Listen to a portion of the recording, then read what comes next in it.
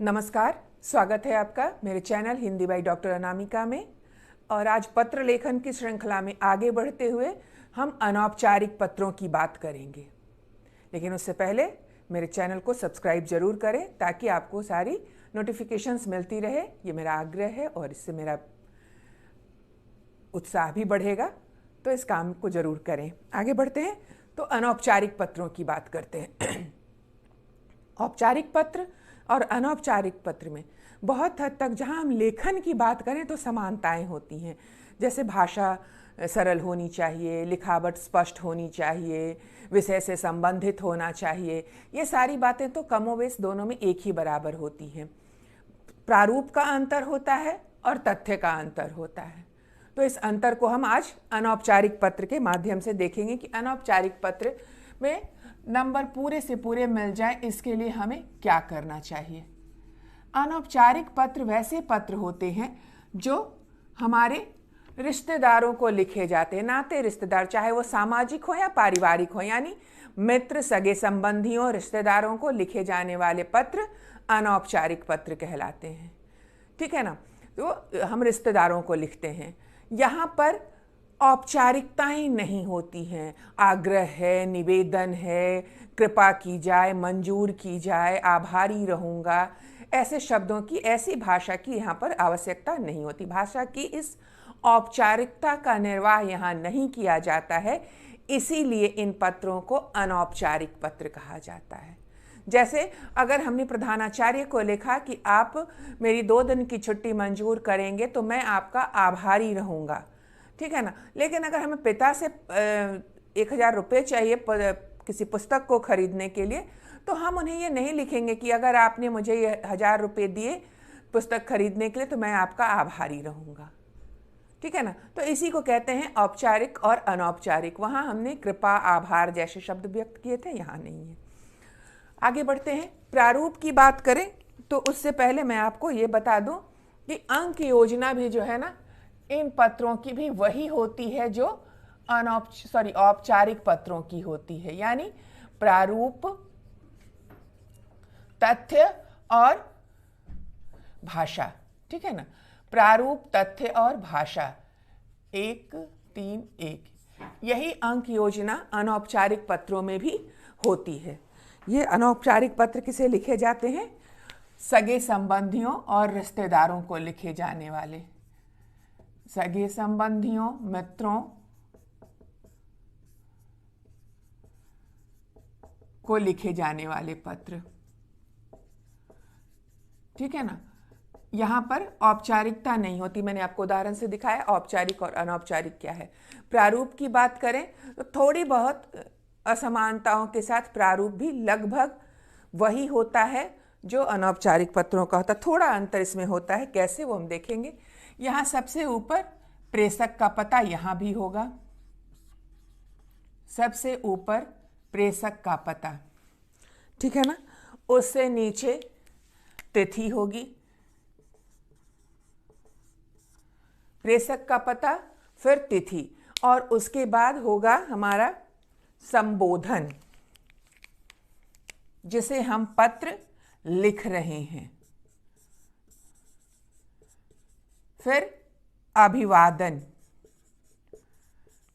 ये अभिवादन औपचारिक पत्रों में नहीं होता क्योंकि उनसे हमारा कोई निजी संबंध नहीं होता है, ठीक है ना। तो तिथि हो गया, प्रेषक का पता, तिथि, संबोधन, अभिवादन। उसके बाद हम तथ्य पर आ जाते हैं, और ये हमारा जो तथ्य होता है ना, वो 3 हिस्सों में होता है। जहाँ औपचारिक में हमने 2 हिस्सों में लिखा था, यहाँ हमारा ये 3 हिस्सों में होगा, जिसे हम कहते हैं तथ्य या विषय वस्तु। ये 3 हिस्सों में होगा, और उसके बाद हम इसे समाप्त कर देंगे। जो भी जैसे हम पत्र लिख रहे हैं उसके अनुरूप यहाँ पर अगर भाई बंधु किसी को भी लिख रहे हैं, तुम्हारा, तुम्हारी, जो भी होगा, तुम्हारा, तुम्हारी, आपका, आपकी,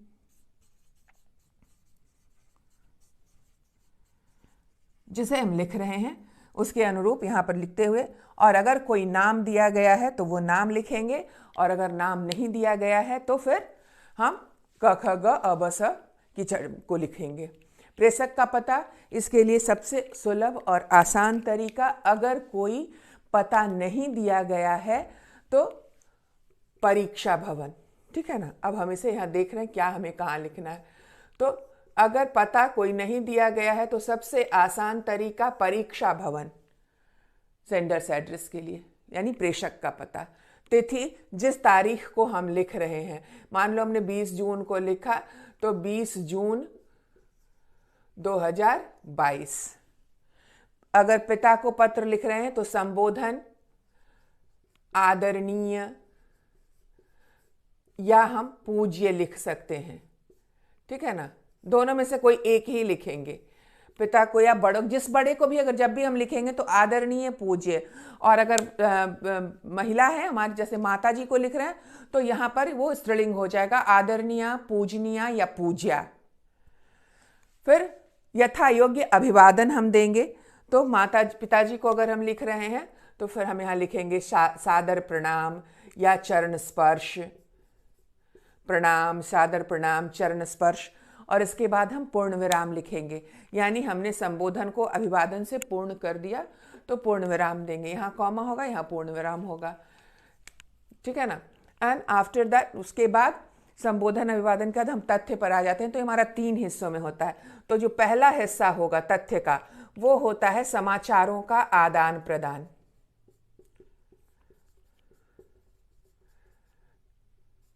क्योंकि ये हमारे अपने होते हैं तो इनका कुशलक्षेम जानना, अपना कुशलक्षेम बताना हमारा कर्तव्य बन जाता है। तो हम समाचारों के आदान प्रदान से प्रारंभ करते हैं पत्र को। ये हमारे अनौपचारिक पत्र का पहला हिस्सा होता है, प्रथम अनुच्छेद कह लीजिए, पहला पैराग्राफ कर लीजिए। ये पत्र हमेशा 3 पैराग्राफ में, 3 अनुच्छेद में बटा होना चाहिए। भले ही आपने एक एक लाइन ही लिखी है, एक लाइन में लिखा कि मैं कुशल पूर्वक हूँ, आशा करता हूँ तुम भी सकुशल होगे, ये एक ही लाइन हमारा एक हिस्सा बन गया पत्र का। तो इस बात को ध्यान में रखेंगे कि कोई ज़रूरी नहीं है कि हमारा हर अनुच्छेद 4 से 5 पंक्तियों का हो। हम 1 पंक्तियों को लिखकर भी पैराग्राफ चेंज यानी अनुच्छेद परिवर्तन कर सकते हैं। फिर दूसरा हिस्सा जो हमारा होगा वो हमारे तथ्य से संबंधित होगा। जो भी विषय हमें लिखना है, विषय से संबंधित, उसे विषय का विस्तार लिख सकते हैं उसे हम, कि मान लो हमें पिताजी से पैसे मंगवाने हैं, 1000, हमारा पत्र का विषय है कि पिताजी से 1000 रुपये की मांग करते, पुस्तक खरीदने के लिए 1000 रुपये की मांग करते हुए पत्र लिखें। तो हमने लिखा परीक्षा भवन, तिथि लिखी, फिर संबोधन लिखा आदरणीय या पूज्य पिताजी, प्रणाम, उसके बाद समाचारों का आदान प्रदान। मान लो आप छात्रावास में रह रहे हो तो मैं यहाँ कुशल पूर्वक हूँ, आशा करता हूँ आप सभी भी वहाँ सकुशल होंगे। देन चेंज कर देंगे, मैं यहाँ अपनी पढ़ाई, परीक्षाएं आने वाली हूँ और मैं अपनी पढ़ाई में ज़ोर शोर से लगा हुआ हूँ, पूरी तरह से परिश्रम कर रहा हूँ ताकि मुझे अच्छे अंक प्राप्त हो सके या मैं कक्षा में प्रथम आ सकूँ, जो भी आपको लिखना है। इस दौरान सभी विषयों की तैयारी हो गई है, परंतु किसी एक विषय का नाम लो कि मुझे उसके लिए एक पुस्तक की आवश्यकता है। और तैयारियां तो मैंने कर ली है, परंतु कुछ आगे तैयारी के लिए, कुछ विशेष तैयारी के लिए मुझे एक पुस्तक की आवश्यकता है या 2 पुस्तकों की आवश्यकता है, जिसके लिए मुझे 1000 रुपयों की ज़रूरत है। एक पुस्तक खरीदनी है जिसके लिए मुझे 1000 रुपये की ज़रूरत है, ठीक है ना। आपने लिख दिया। अब ये नहीं लिखना है कि कृपा की जाए या मंजूर की जाए। फिर आप लिखेंगे कि आप जितनी जल्दी पैसे भेज देंगे मैं पुस्तकें खरीद कर अपनी तैयारी को यथाशीघ्र पूरा करने की कोशिश करूंगा और आपको निराश नहीं होने दूंगा अपनी पढ़ाई से। उम्मीद करता हूं कि छोटी बहन भी या छोटा भाई जो भी है घर पर, वह अच्छे से पढ़ाई कर रहा होगा, माँ का स्वास्थ्य अच्छा होगा। कुछ चीज़ें यहाँ हमें विषय की बाध्यता नहीं होती है, पैसे मंगवाने हैं लेकिन हम माँ का स्वास्थ्य भी पूछ सकते हैं, भाई बहनों की पढ़ाई पूछ सकते हैं, कुछ भी पूछ सकते हैं। लेकिन हाँ, इस बात का ध्यान रखना है कि हमारी शब्द सीमा कितनी है और हमें परीक्षा दे रहे हैं तो हमें पूरा पेपर भी पूरा करना है। इसलिए तथ्य ज़रूरत भर समझदारी से कि पढ़ाई जारी है मेरी, अच्छी तरीके से परीक्षा की तैयारी में लगा हुआ हूँ। उम्मीद करता हूँ कि इस बार प्रथम आकर आपको खुश करूँगा, आपकी खुशी को दुगना करूँगा। कुछ भी तैयारी कर ली है मैंने अन्य विषयों की, एक विषय की तैयारी बाकी रह गई है जिसके लिए एक पुस्तक खरीदनी है या 2 पुस्तकें खरीदनी है, पैसों की ज़रूरत है। जितनी जल्दी पुस्तकें खरीद लूँगा उतनी जल्दी और अच्छी तैयारी मैं कर पाऊँगा। घर में उम्मीद करता हूँ सभी ठीक होंगे, माँ का स्वास्थ्य, बहन की पढ़ाई, भाई की पढ़ाई, जो भी आपको पूछना है दादा दादी जो भी पूछना है आप पूछ सकते हैं। उसके बाद पत्र को हमें समाप्त करना है, तो जो हमारा तीसरा हिस्सा है ना वो पत्र की समाप्ति से जुड़ा होगा, ठीक है ना। पत्र की समाप्ति से हमारा तीसरा हिस्सा जुड़ा होगा, जहां हम लिखेंगे कि शेष बातें अगले पत्र में करूंगा या लिखूंगा, जो भी आप लिख सकते हैं, या छुट्टियों में घर आने पर, परीक्षा के बाद छुट्टियों में घर आने पर आपसे विशेष बातें होंगी। घर में बड़ों को प्रणाम, छोटों को मेरा प्यार जरूर बोल देंगे। बस आप उसके बाद समाप्त कर दीजिए। आपका पुत्र, जो भी अगर नाम दिया गया है तो नाम, और नहीं तो अ ब स क ख ग। ये हो गया आपका प्रारूप। तो इस प्रारूप में हमें क्या क्या ध्यान रखना है? बातें, बाकी सारी बातें वही होगी कि हमें भाषा का ध्यान रखना है, प्रारूप का ध्यान रखना है। प्रारूप आपने सही सही लिखा, पूरा प्रारूप ये सही प्रारूप हो गया। तो इस सही प्रारूप के लिए आपको, जैसे फिर हम यहाँ पर आखिर में जो समाप्ति है, तो आपका पुत्र, जो भी अगर नाम नहीं दिया गया है तो क ख ग।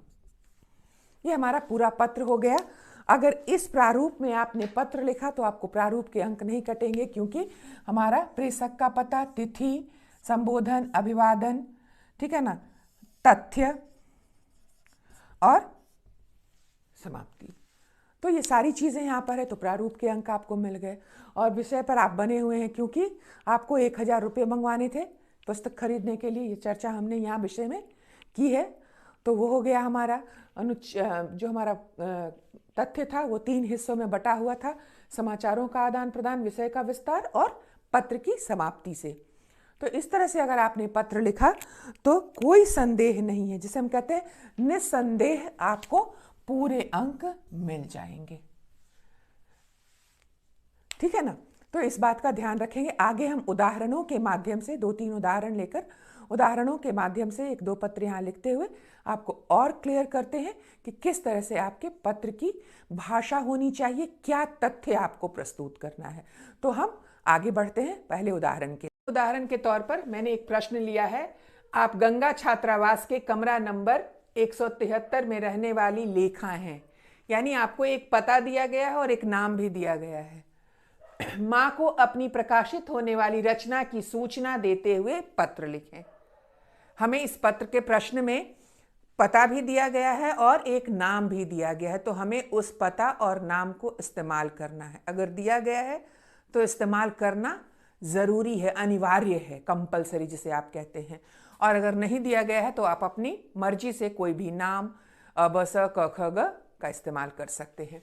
तो चूंकि हमें एक नाम दिया गया तो हम उस नाम को इस्तेमाल करेंगे और साथ में देखेंगे कि कैसे हम पत्र के प्रारूप के साथ साथ चल रहे हैं। तो सबसे पहले मैंने लिखा 173 गंगा छात्रावास अमरपुर, एक नाम मैंने दे दिया है यहाँ पर। आप अ ब स कॉलोनी लिख सकते हैं, कुछ भी लिख सकते हैं। ये हमारा हो गया प्रेषक का पता, जो पत्र लिख रहा है। उसके बाद मैंने यहाँ तिथि लिखी है 10 जून 2022, ये हो गया हमारा दिनांक। फिर संबोधन, आदरणीय माँ, क्योंकि माँ को पत्र लिखना है तो हमने संबोधन दिया, यथा योग्य अभिवादन दिया, सादर प्रणाम, ठीक है।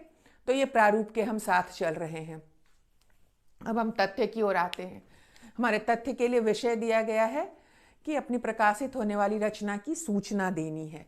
लेकिन शुरुआत हम करेंगे, क्योंकि इनसे हमारा निजी संबंध होता है, तो हम समाचार जानना और बताना भी चाहेंगे। मैं यहाँ कुशल पूर्वक हूँ और आशा करती हूँ कि आप भी परिवारजनों के साथ स्वस्थ और प्रसन्न होंगी। ये हो गया हमारा समाचारों का आदान प्रदान, यानी तथ्य का पहला हिस्सा, पहला अनुच्छेद। फिर हम अपने विषय पर आएंगे। विषय पर आने के लिए मैंने भूमिका बांधी है। मेरी पढ़ाई अच्छी चल रही है, मुझे पूरा यकीन है कि इस बार भी मैं परीक्षा में प्रथम स्थान जरूर प्राप्त करूंगी। पहले उसने अपनी पढ़ाई की सूचना दी। विषय जरूर कुछ होगा, लेकिन हम उस विषय के साथ साथ कुछ अन्य जरूरी सूचनाएं भी दे सकते हैं। फिर अपने विषय के मूल उद्देश्य पर हम आ जाएंगे। इस पत्र के माध्यम से मैं आपको अपनी एक और उपलब्धि से अवगत कराना चाहती हूँ, बताना चाहती हूँ। अलग अलग शब्दों का प्रयोग कर सकते हैं। आप मेरे कविता लेखन के शौक से तो परिचित हैं ही। सीधे ये नहीं लिखेंगे कि मेरी कविता छपने जा रही है, थोड़ी सी भूमिका, ताकि हमारी शब्द सीमा जो 120 शब्दों की है वह पूरी हो जाए। तो आप मेरे कविता लेखन के शौक से तो परिचित हैं ही। सबसे अच्छी बात है कि मेरी कविताएं लोगों को पसंद आने लगी हैं, है ना। पहले तो मैं खुद के लिए लिखती थी, अब वो आपको जानकर खुशी होगी कि मेरी एक कविता काव्या नाम की प्रसिद्ध पत्रिका में छपने जा रही है। आशा करती हूँ कि यह जानकर आपको भी अत्यंत खुशी होगी। जैसे ही कविता छपेगी पत्रिका की एक कॉपी आपको जरूर भेजूंगी। हमारा विषय था कविता के विषय में लिखना, प्रकाशित होने वाली, ये हमने विषय यहाँ पूरा कर दिया। शेष बातें अब हम अपने तीसरे अनुच्छेद पर पत्र खत्म कर रहे हैं। शेष बातें अगले पत्र में होंगी। पिताजी को मेरा प्रणाम और गौरव को मेरा प्यार दीजिएगा। ये हमने पत्र को समाप्त किया। घर में जो अन्य लोग थे उनको यथायोग्य अभिवादन देते हुए, आपकी पुत्री लेखा। तो ये हमारा पूरा पत्र हो गया। यहाँ हमने प्रारूप को भी सही तरीके से लिखा। सबसे पहले प्रेषक का पता, तिथि, संबोधन, अभिवादन, हमारा तथ्य जो कि 3 हिस्सों में था, पहला, दूसरा और तीसरा हिस्सा, और पूरा विषय से संबंधित था। जो भी वहाँ पर कहा गया था हमारे प्रश्न में कि कविता छपने की सूचना देनी है, वो हमने पूरी सूचना यहाँ पर दी और उसके बाद हमने इसे यथायोग्य समाप्ति दे दी। तो इस तरह से अगर आप पूरा प्रारूप और तथ्य लिखेंगे तो आपको इन प्रश्नों में कोई भी आपके अंक नहीं काट सकता। इस तरह से लिखने पर आपको पूरे अंक प्राप्त हो जाएंगे। तो ये पहला उदाहरण। बात करते हैं दूसरे उदाहरण की। अगला हमारा जो प्रश्न है वह इस प्रकार से है। विद्यालय के वार्षिकोत्सव में आपको सर्वश्रेष्ठ विद्यार्थी का पुरस्कार मिला है। अपने मित्र स्वाभिमान को पत्र लिखकर अपना अनुभव बताएं। ठीक है, प्रश्न स्पष्ट है। अब हमें इसका उत्तर लिखना है कि हमें क्या मिला है। पुरस्कार मिला है। जो भी लिखने वाला है उसे एक पुरस्कार मिला है सर्वश्रेष्ठ विद्यार्थी का, और उसके बाद वह अपनी खुशी लोगों से बांटने के क्रम में किससे बांट रहा है? मित्र से। मित्र का नाम यहाँ दिया गया है स्वाभिमान। तो मित्र के नाम के लिए हमें स्वाभिमान शब्द का प्रयोग करना है। सबसे पहले चूंकि हमें कोई पता वहाँ नहीं दिया गया है तो हम अपना पता इस्तेमाल करेंगे, परीक्षा भवन अबस विद्यालय। ठीक है ना। प्रेषक का पता हमने लिखा परीक्षा भवन अबस विद्यालय। फिर हमने तिथि लिखी 28 जनवरी 2022, जिस दिन आप पत्र लिख रहे हैं। ये नहीं कि आप हर पत्र में 28 जनवरी 2022 लिखाएं। जिस दिन आप पत्र लिख रहे हैं उस दिन की तिथि यहाँ लिखी जाएगी। फिर हमने संबोधन दिया, प्रिय स्वाभिमान या प्रिय मित्र स्वाभिमान, दोनों ही लिख सकते हैं और दोनों ही बिल्कुल सही होंगे। हमने अभिवादन किया, यथायोग्य अभिवादन। चूंकि मित्र हमारे से हमारा बराबरी का रिश्ता होता है तो मित्रों को हम नमस्कार बोलते हैं। बड़ों को प्रणाम, मित्र को नमस्कार और अपने से छोटों को प्यार और स्नेह। ये 3 प्रकार के अभिवादन हमारे होते हैं। फिर हमने पत्र की शुरुआत की, तथ्य की ओर आए और तथ्य हमारा हमने कहा 3 हिस्सों में होना चाहिए। तो आप ध्यान देंगे कि ये तथ्य भी 3 हिस्सों में बटा हुआ है। पहला, जहां हमने समाचारों का आदान प्रदान किया, मैं यहाँ कुशल पूर्वक हूँ और आशा करता हूँ कि तुम भी सकुशल होगे। समाचारों का आदान प्रदान हो गया, मैंने एक पंक्ति में कर दिया। ये यहाँ से मैंने अनुच्छेद परिवर्तन कर दिया। अब शुरुआत हुई, तुम्हें यह बताते हुए, अपने विषय पर आ जाएंगे। विषय पर आते हुए, तुम्हें यह बताते हुए मुझे बहुत खुशी हो रही है कि मुझे इस वर्ष विद्यालय का सर्वश्रेष्ठ छात्र घोषित किया गया है। ठीक है ना। विषय पे हम आ गए, सर्वश्रेष्ठ विद्यार्थी का पुरस्कार मिला है, घोषित किया गया है। विद्यालय के वार्षिकोत्सव में जब मेरे नाम की घोषणा की गई तो पूरा सभागार तालियों से गूंज उठा। यहाँ लिखा है ना कि अनुभव बताना है, सिर्फ ये नहीं बताना है कि मुझे मिला। तो जब ये पुरस्कार मिला तो कैसा अनुभव हुआ, क्या फीलिंग थी हमारी, तो वो उसने लिखा है कि पूरा सभागार, सभागार यानी हॉल, हॉल नहीं लिखेंगे, सभागार शब्द का प्रयोग करेंगे, तालियों से गूंज उठा, जिसका स्वर आज भी मेरे कानों में गूंज रहा है। यानी आज भी मुझे उन तालियों की गड़गड़ाहट सुनाई देती है। ये उसका अनुभव है। प्रधानाचार्य द्वारा मुझे एक बहुत ही सुंदर स्मृति चिन्ह प्रदान किया गया।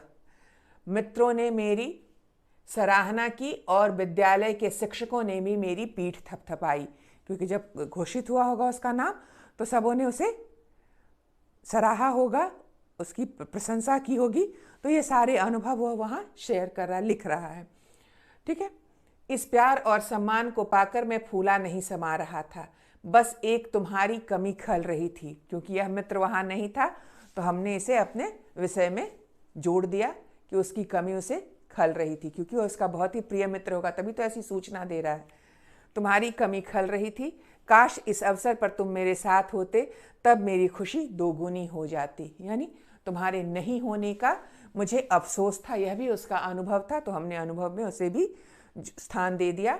और तब हमने पत्र को समाप्त किया। शेष बातें अगले पत्र में या मिलने पर होंगी। घर में माताजी और पिताजी को प्रणाम और श्रेष्ठा को मेरा प्यार देना। यहाँ हम 1-2 लाइनें और जोड़ सकते हैं अगर आपको लगता है।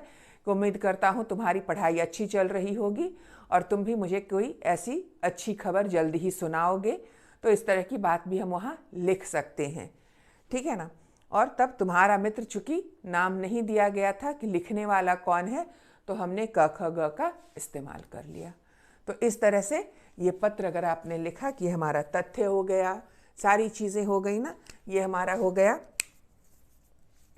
प्रेषक का पता हो गया ये, ठीक है। ये हमारी तिथि हो गई, ये हमारा संबोधन हो गया, ये अभिवादन हो गया, तथ्य हो गया 3 हिस्सों में, पहला हिस्सा, दूसरा हिस्सा और तीसरा हिस्सा। पहला हिस्सा ये हो गया हमारा दूसरा हिस्सा और ये हमारे तथ्य का तीसरा हिस्सा, और यहाँ हमने पत्र को समाप्त कर दिया। तो इस तरह से अगर आपने पत्र लिखा, इसी तरह से आपको आ सकता है कि अपने भाई, बड़े भाई को पत्र लिखकर कुछ उनसे जानकारी हासिल कीजिए या कोई सूचना दीजिए, या छोटे भाई बहन को पत्र लिखकर उनको परिश्रम का महत्व या उनकी पढ़ाई की जानकारी लेते हुए पत्र लिखकर पूछिए। तो इस सारी चीज़ों में बस सब कुछ वही होगा, यहाँ चीज़ें बदल जाएंगी। अगर छोटे भाई बहन को लिख रहे हैं तो प्रिय या चिरंजीवी शब्द का प्रयोग करेंगे, और यहाँ स्नेह, प्यार ऐसे शब्द आ जाएंगे। बड़ों को प्रणाम, छोटों को स्नेह और प्यार, और बराबर वाले यानी मित्र को नमस्कार। इस बात को ध्यान में रखेंगे, ये चीज़ें परिवर्तित हो जाएंगी और विषय के अनुरूप यहाँ तथ्य लिख दिए जाएंगे, समाप्ति की जाएगी। इस तरह से अगर आपने पत्र लिखा तो आपके पूरे अंक निश्चित हैं।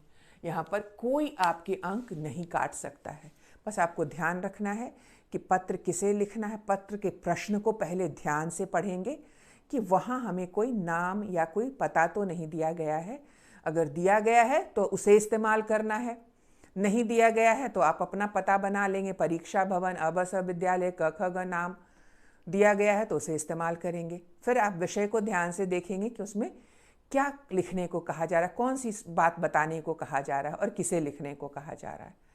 और अगर अपने से बड़ों को लिखना है तो आदरणीय, पूज्य, पूज्या, आदरणीय संबोधन हो जाएगा आपका, और अभिवादन, प्रणाम, सादर प्रणाम, चरण स्पर्श जैसे शब्द हो जाएंगे। अगर मित्र को लिखने को कहा जा रहा है तो प्रिय मित्र, अगर नाम दिया गया है तो नाम, अभिवादन में नमस्कार, और फिर तथ्य लिखते हुए पत्र समाप्त कर देंगे। अगर छोटे भाई बहन को लिखने को कहा जा रहा है तो प्रिय या चिरंजीवी से संबोधन, और स्नेह, शुभाशीष, अभिवादन, तथ्य, फिर उसी प्रकार 3 हिस्सों में, और देन पत्र की समाप्ति। तो इस तरह से आप अनौपचारिक पत्रों को लिख सकते हैं, जो भी विषय आपको आए। उम्मीद करती हूँ कि मेरा ये वीडियो पत्र लेखन की आपकी समस्या को दूर करने में पूरी तरह सक्षम होगा। मिलते हैं एक नए वीडियो में फिर से, तब तक के लिए धन्यवाद। लेकिन चैनल को सब्सक्राइब जरूर करेंगे ताकि आपको नोटिफिकेशंस मिलते रहें।